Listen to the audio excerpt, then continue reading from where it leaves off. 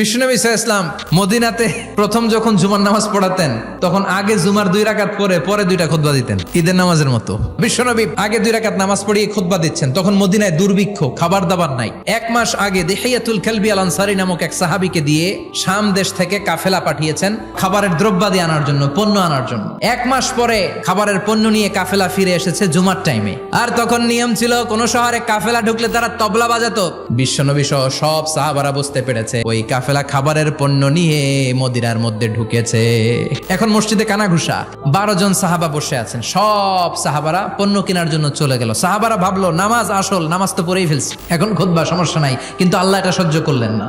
এজন্য সাহাবাদেরকে ধমক দিয়ে আমাদের চোখে আঙ্গুল দিয়ে আল্লাহ আয়াত নাজিল করলেন, ও নবী আপনি বলে দেন আমার কাছে এত বিশাল ধনভাণ্ডার আছে, সবার যত চাহিদা যত কামনা আছে সব যদি দিয়ে দেয় আমার ধনভাণ্ডারের 1 ইঞ্চিও কমবে না।